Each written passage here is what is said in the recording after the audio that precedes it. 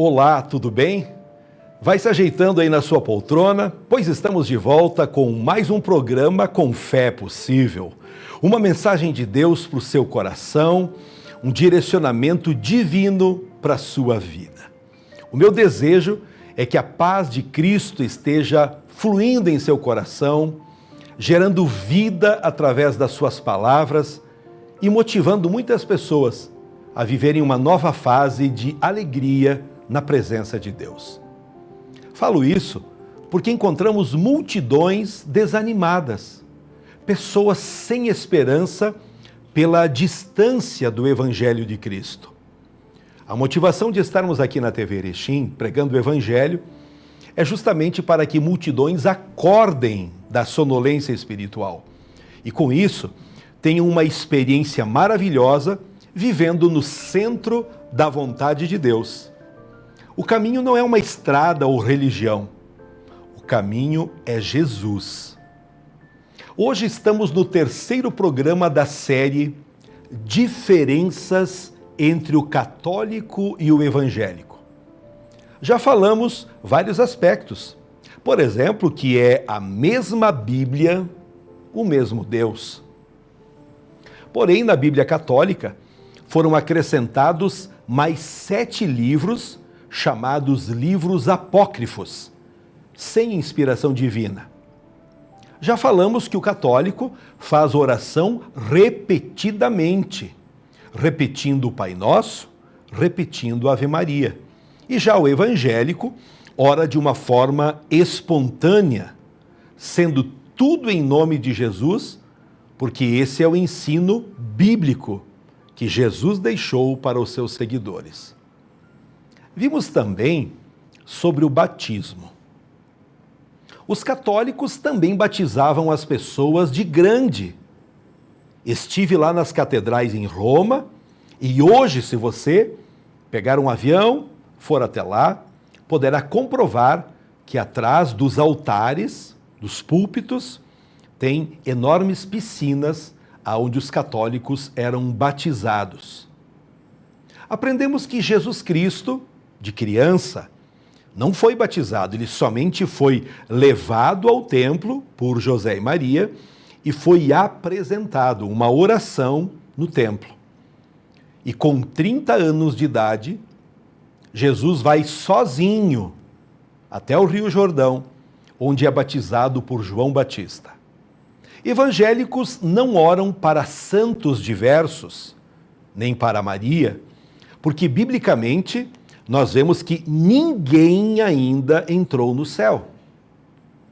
Então, ninguém pode interceder por nós, porque somente Jesus subiu ao céu depois de ter dado a sua vida e ressuscitado.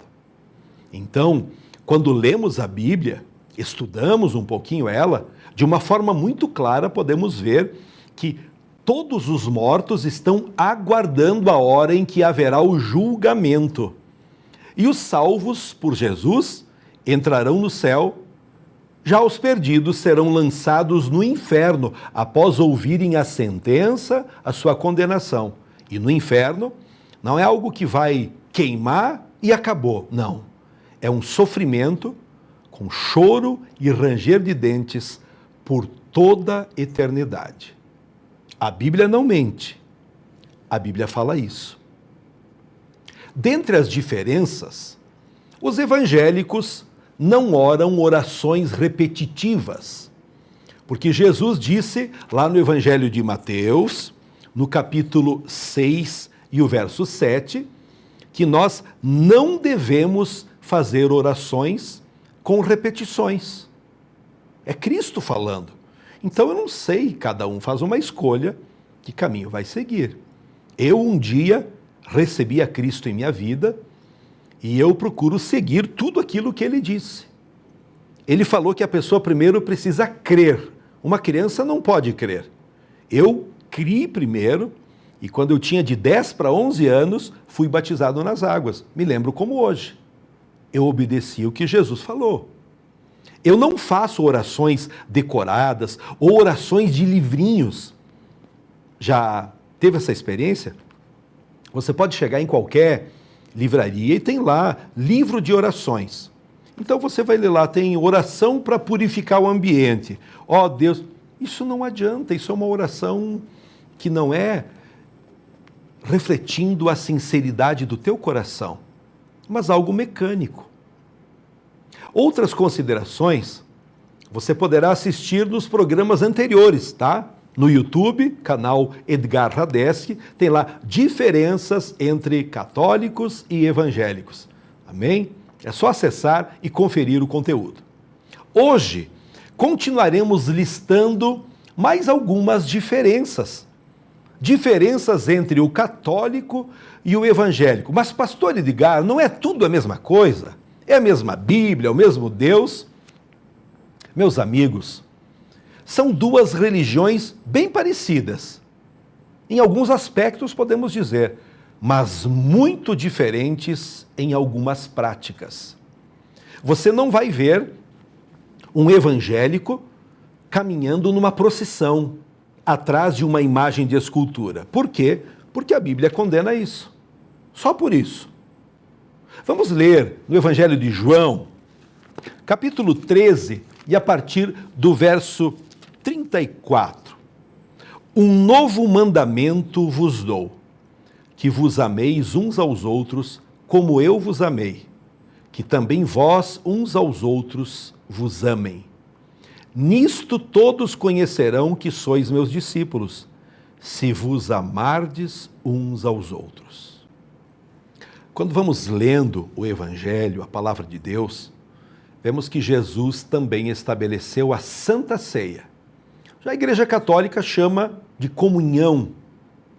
Só que na Bíblia, vemos claramente Jesus dizendo que cada pessoa deve comer um pedaço de pão e beber o cálice. Momento esse em que a pessoa relembra a morte de Jesus na cruz por toda pessoa que nele crê.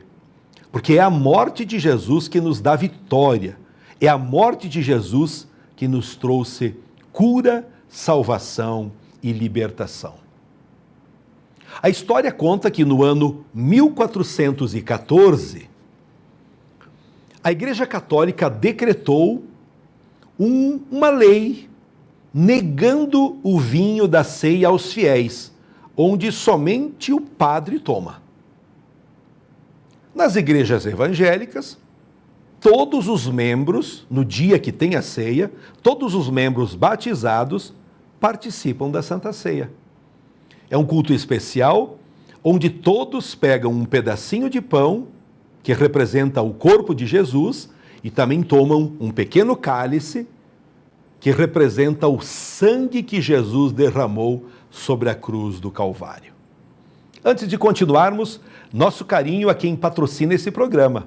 Vienge, projetos de engenharia e arquitetura, Barbearia Molina, sempre cuidando do seu visual, CFC Salgado Filho, educando no caminho da segurança, e como empresas de apoio, estão conosco Dani Men Store, trajes finos em Erechim, e loja Erefinem. Com fé é possível. Porque para quem tem fé, a vida nunca tem fim. A Santa Ceia é um momento em que todos os cristãos devem trazer à memória o sofrimento que Jesus passou em nosso lugar. A comunhão da ceia tem esse objetivo. Jesus disse uma orientação muito importante sobre a ceia, que encontramos em 1 Coríntios 11 e 26. Façam isso todas as vezes em memória de mim. Porque todas as vezes que comerdes este pão e beberdes esse cálice, anunciais a morte do Senhor até que venha. Um dia, Jesus Cristo voltará para buscar o seu povo. Isso é fé cristã.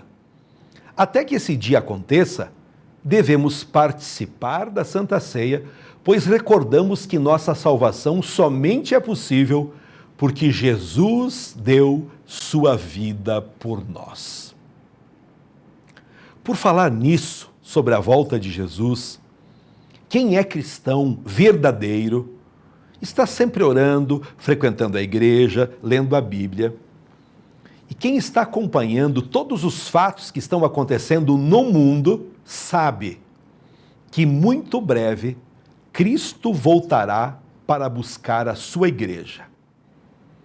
É um fato, meus queridos telespectadores, que vai abalar o mundo todo, porque milhões de pessoas vão desaparecer. Quando Cristo retornar, ele chegará até as nuvens, diz a Bíblia. E como um relâmpago sai do Oriente e se mostra até o Ocidente, ou seja, muito rápido, milésimos de segundos, a Bíblia diz que os mortos em Cristo ressuscitarão primeiro. Então, todos os mortos, desde Adão, Eva, Maria, os discípulos, todos os ícones que ouvimos nas pregações, grandes pregadores, grandes mártires, todos estão mortos. E eles ressuscitarão primeiro, e quem estiver vivo, como é o nosso caso, ainda aqui na terra, respirando, trabalhando, nós teremos os nossos corpos transformados num piscar de olhos e estaremos todos juntos nos encontrando com o Senhor nas nuvens. Lá vai acontecer a grande ceia, as bodas do Cordeiro. Você já parou para pensar que caos vai acontecer aqui nesse planeta? Imagine os canais de televisão, notícia urgente, milhares de pessoas desapareceram. 2 estavam deitados na mesma cama e um desapareceu. O bebê não está mais no berço. Um motorista que estava conduzindo um ônibus com 40 passageiros sumiu, desapareceu. Tudo isso em breve vai acontecer. Há muitas especulações, alguns tentando até definir o dia e hora, mas isso é uma heresia, uma mentira. Porque a Bíblia mesmo responde: ninguém sabe, nem o dia nem a hora.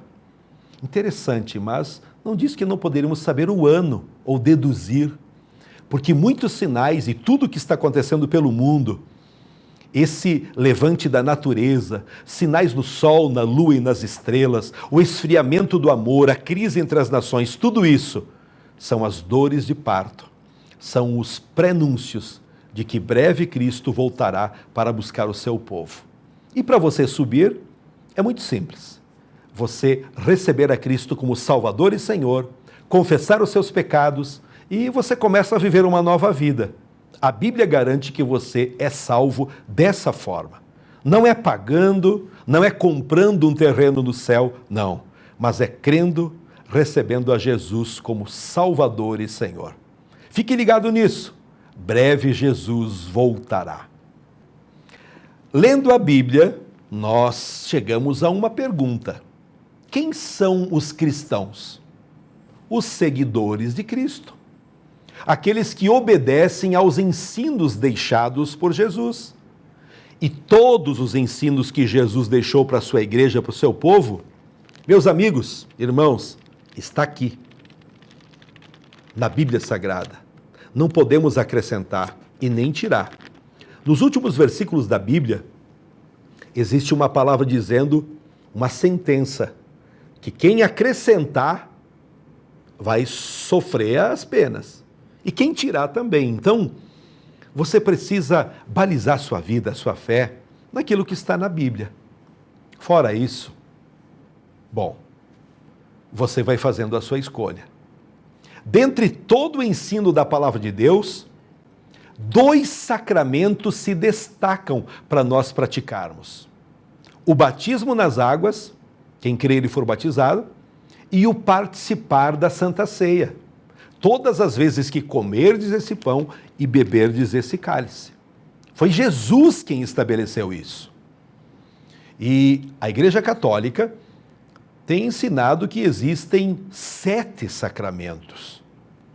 Batismo, crisma ou confirmação, a Eucaristia, a reconciliação ou penitência, também chamado, unção dos enfermos, ordem e matrimônio. Mas a Bíblia Sagrada diz mesmo que são 7 sacramentos ou são menos? É isso que nós precisamos observar. Na teologia católica, foram adotados 7 sacramentos, enquanto a teologia reformada, evangélica, admite somente 2 sacramentos, pois apenas 2 é o que consta na Bíblia, ordenados por Jesus Cristo. A Igreja Evangélica admite apenas 2 sacramentos, que são o batismo e a ceia do Senhor. Então, digamos você está sem religião, sem fé nenhuma, e você quer fazer parte de uma igreja evangélica. Quais os passos? Você passa por esses 2 sacramentos. Você ouve o Evangelho, reconhece que é pecador, então recebe a Cristo como Salvador e Senhor. Como recebe a Cristo, então você vai obedecer o que ele determinou, ser batizado, mergulhado nas águas, e após ter sido batizado, então você começa a participar também da ceia do Senhor. É um culto especial que é realizado geralmente uma vez por mês. Conforme a definição de sacramentos, entendemos que quando alguém é batizado, temos ali o sinal visível. A pessoa sendo mergulhada, coberta pelas águas, então está sepultando a velha vida, como símbolo de uma realidade que já ocorreu na vida da pessoa, que é o lavar regenerador do Espírito Santo. Na ceia do Senhor, se dá da mesma forma. Cristo estabeleceu os elementos visíveis para a ceia. Quais são? O pão e o vinho. Tomamos esses 2 elementos como um memorial do que aconteceu invisivelmente em nossa vida. Foi no momento em que cremos no sacrifício de Jesus Cristo e que quando ele derramou o seu sangue lá no alto do Calvário, ele nos purificou de toda injustiça. Então, com o batismo, nós sepultamos uma velha vida pregressa, cheia de pecados. É evidente que os sacramentos em si, batismo e ceia do Senhor, não terão um efeito positivo se aquele que os recebe não tiver em sua vida, na prática do dia a dia, essa realidade que os sacramentos exigem. Alguém pode até chegar a se batizar, mas apenas um banho, enganando pessoas, enganando a si próprio, sem que haja em seu coração uma verdadeira mudança, uma conversão genuína, onde a pessoa quer abandonar a mentira, a profanação, a idolatria, a imoralidade sexual e tantas outras que a Bíblia menciona. Então, pastor, os sacramentos são sinais evidentes de que a pessoa ouviu, entendeu e tomou a decisão de ser cristão? Exatamente isso. A pessoa tem que querer, desejar ser cristão. Quantas pessoas nascem, tanto na igreja católica ou evangélica, e quando crescem seguem um outro caminho. É a escolha da pessoa. O pai e a mãe, o vovô e a vovó não podem escolher o caminho que a pessoa vai seguir. A Bíblia nos diz que quem não crê em Jesus já está condenado. É só uma questão de esperar o tempo passar. 40 anos, 50, 70, 80, 90, morreu, pá. É só esperar a condenação. Bíblia diz isso. Quando a pessoa ouve o Evangelho e crê, a luz de Cristo tira da escravidão do pecado, ilumina o caminho e a pessoa se torna apta para escolher, para querer seguir as pisadas do Mestre. Talvez você que me assiste vai para a igreja uma vez por mês, ou a cada 2 meses, e pensa que com isso é um cristão. Mas não é assim. As coisas não funcionam assim, meu amigo. Ser cristão é muito mais do que você lá de vez em quando sobrar um tempinho, dar uma aparecida na igreja. Não. Pense comigo. Nos ensinos de Jesus, ele mencionou, Mateus, Marcos, Lucas, João, busquem em primeiro lugar o reino de Deus e a sua justiça, e as demais coisas serão acrescentadas. Como posso dizer que sou um cristão, um seguidor de Jesus, se não vivo o Evangelho, se não pratico os ensinamentos que ele deixou? Jesus falou para buscar em primeiro lugar o reino de Deus, mas aí você tem a empresa para cuidar, você tem as viagens para atender, você tem o curso para fazer, você tem os amigos para poder fazer uma viagem juntos e nunca sobra tempo para Deus. Você não é cristão. Pode ser qualquer coisa, mas não cristão. Porque a Bíblia mostra que nós não devemos abandonar a igreja, deixar a congregação. As igrejas existem para justamente abrigar o povo de Deus, o povo que crê em Jesus. Amém? Está compreendendo? São esclarecimentos para você compreender a realidade. Jesus nos ensina a nos arrependermos. Você que diz ser cristão, já se arrependeu das mentiras, dos delitos, das maldades, da hipocrisia que pode ter vivido há muito tempo? Perdoamos praticamente todos os dias. Porque todos os dias também somos afrontados, agredidos por pessoas. A prática do perdão precisa ser constante. E lembrando que o perdão, ele começa na oração, tá? Não cara a cara com a pessoa. Jesus, ensinando as pessoas a orar, ele diz nos evangelhos, e orando, perdoai. Precisamos perdoar os ofensores para que também nós sejamos perdoados. A Bíblia diz que se não perdoarmos aqueles que nos ofendem, também Deus não nos perdoará. Então, para você que é católico, você que reza o Pai Nosso todos os dias, comece a perdoar hoje. Senão você está perdendo muito tempo. Sim, na própria oração do Pai Nosso, o que é dito? Perdoa as minhas dívidas, perdoa os meus pecados, do mesmo jeito, da mesma forma como eu perdoo aqueles que me agridem. Amém? Preste atenção nisso. Jesus nos ensina a vivermos em comunhão, ou seja, convivendo com pessoas que professam a mesma fé. E daí, qual o quadro geral hoje? A pessoa se intitula um fiel, evangélico ou católico, mas vai para a igreja muito esporadicamente, e isso não está certo. Essas pessoas não têm noção do que é ser cristão. Ser cristão é ser parecido com Cristo. É ter uma vida fundamentada naquilo que Jesus fez e ensinou.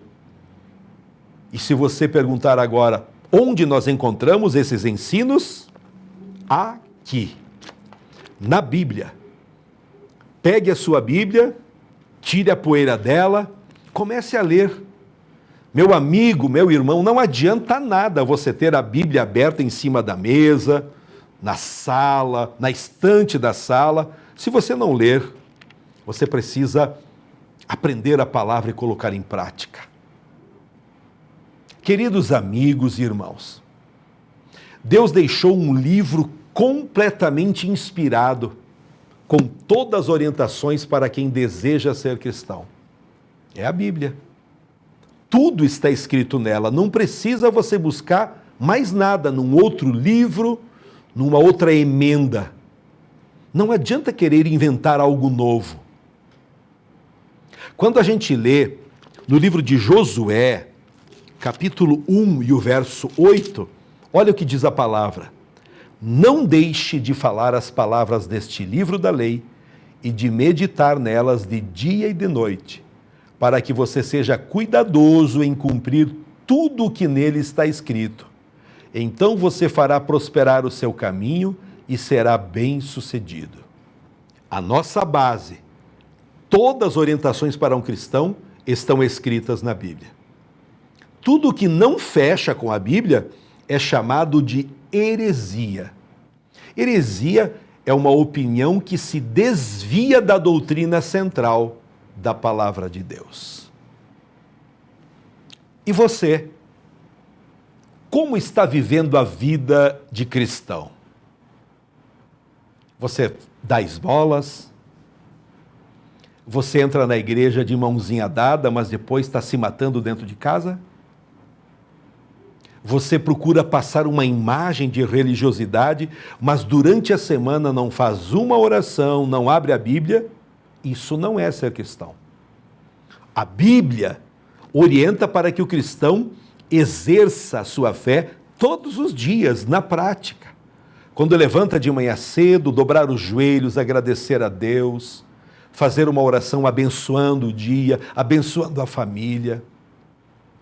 Eu convido você ao conhecer um pouco mais das Escrituras, ao acompanhar o programa aqui na TV Erechim, que você tome decisões sábias, firmes, de servir a Deus, de obedecer a palavra, porque isso muda completamente a vida da pessoa para melhor. O casamento vai ser melhor, o círculo de amizades vai ser enriquecido com pessoas que vão somar. Compreenda a palavra de Deus, leia as Sagradas Escrituras e viva o Evangelho. Essa é a vontade de Deus, tanto para mim quanto para você. Com esse programa estamos já na terceira mensagem sobre as diferenças entre o católico e o evangélico.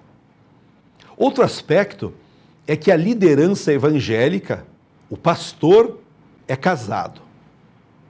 Dificilmente você vai encontrar um pastor que não seja casado. Porque para poder orientar uma família, para poder ajudar nas soluções dos problemas que surgem numa família, a pessoa precisa estar vivendo isso. Já na Igreja Católica, o padre não casa. Falamos em outra ocasião que o apóstolo Pedro, aquele que é considerado o primeiro papa da Igreja Católica, ele era casado. Pois no Evangelho de Marcos, capítulo 1, verso 30, conta que Jesus entrou na casa de Pedro e curou sua sogra que estava doente. No ano 1476, a história nos mostra que algumas missas começaram a ser pagas, e isso em memória de pessoas falecidas. Antes isso não acontecia.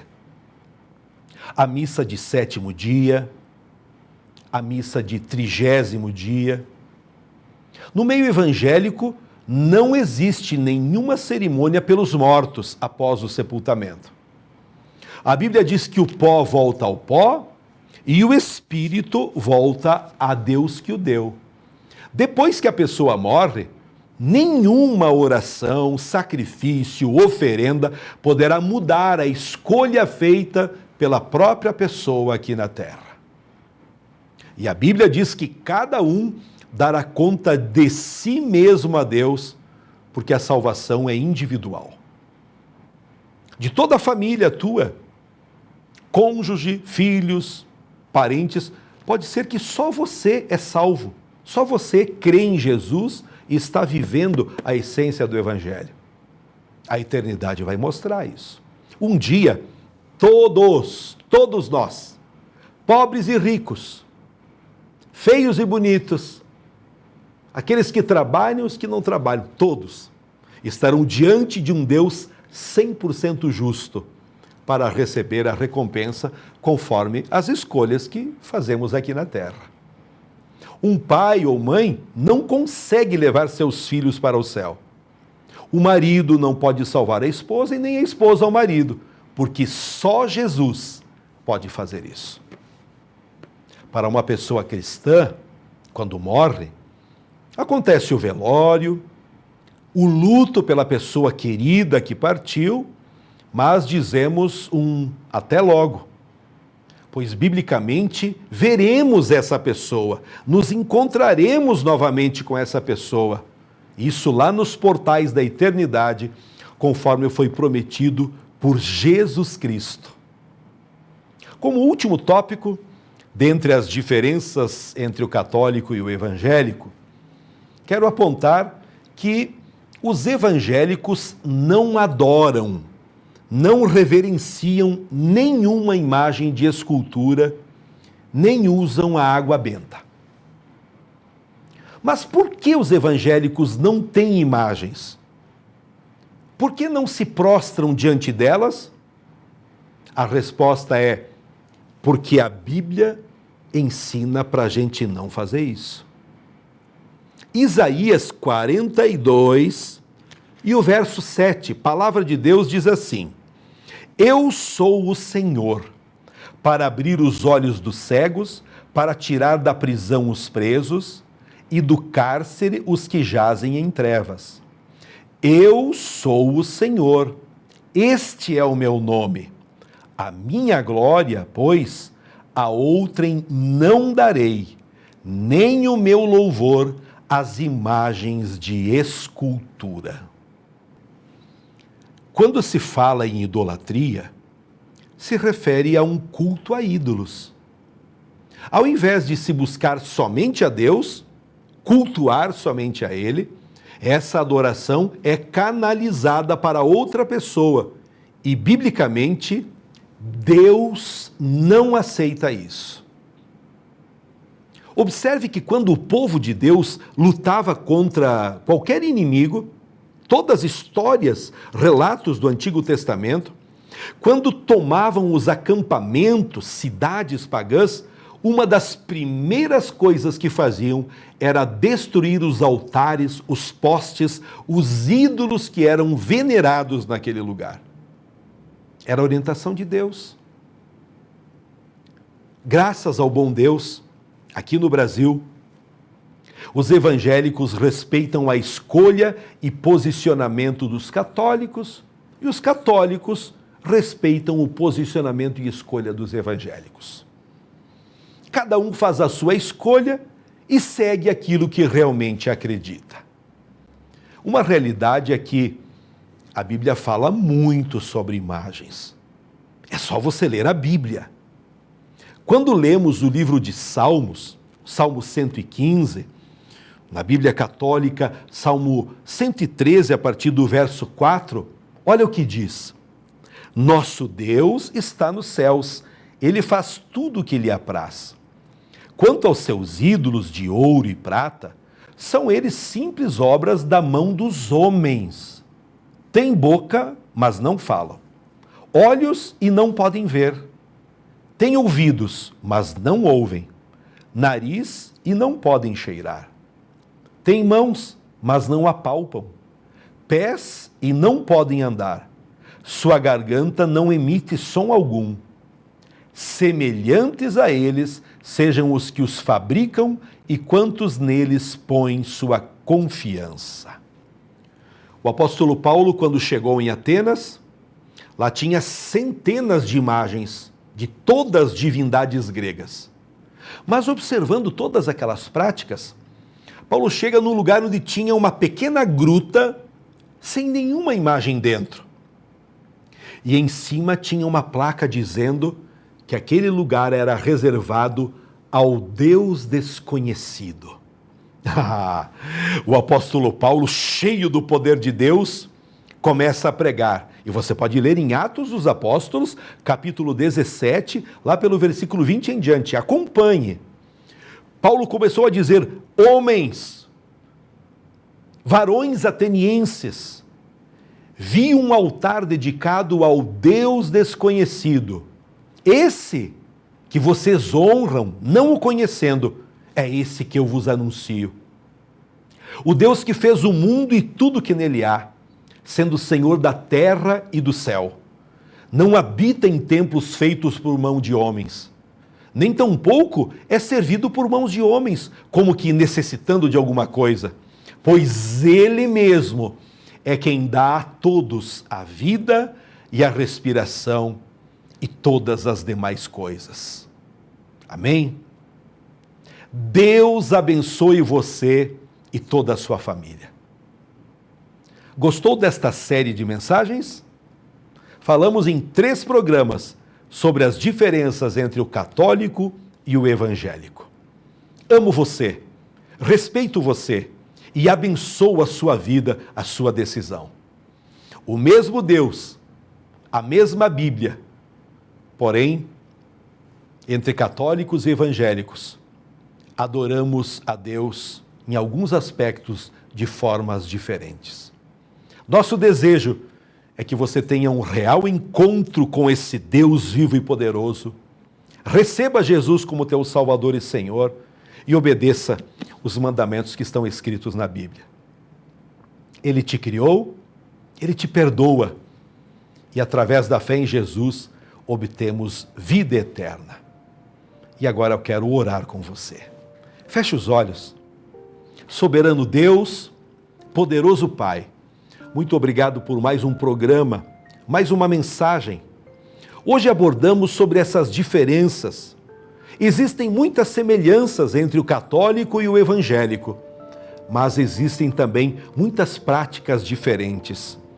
Senhor, a minha oração como pastor é que esta pessoa que nos assiste agora seja despertada para ler e procurar a verdade na Bíblia, no manual que o Senhor deixou para as pessoas.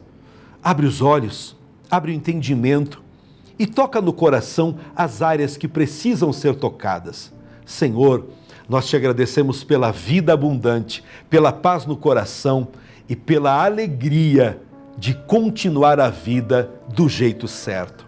Eu oro abençoando a todos os moradores de Erechim e de todas as cidades aonde essa mensagem chegar. Em nome de Jesus. Amém. Agradecemos o carinho de todos que nos acompanham. Está aqui na tela o telefone para que você entre em contato falando diretamente comigo. Eu quero abençoar a sua vida. Eu quero orar por você. Quem sabe alguém da sua família está passando o pior momento da vida. Eu posso ajudar com uma palavra de Deus. Não cobro por isso. Faço por amor a obra do Senhor, porque fui chamado como ministro do Evangelho para trazer luz no caminho daqueles que estão em trevas. Pode passar uma mensagem via WhatsApp pedindo oração, pedindo algum esclarecimento e com maior prazer, com temor em Deus, lhe ajudarei. Nossa alegria será muito especial também em receber você, conhecendo a Igreja Evangélica O Brasil para Cristo aqui em Erechim. Estamos bem no centro da cidade, Rua Torres Gonçalves, 696. Venha participar. Nas quintas, 19h30 e aos domingos, às 19 horas. Um local acolhedor, um ambiente muito especial para você ouvir a palavra de Deus, para você receber a oração, para você ter um encontro especial com Deus. Abençoa a tua vida, abençoa as tuas escolhas. Um abraço carinhoso e até o próximo programa, na paz do Senhor Jesus.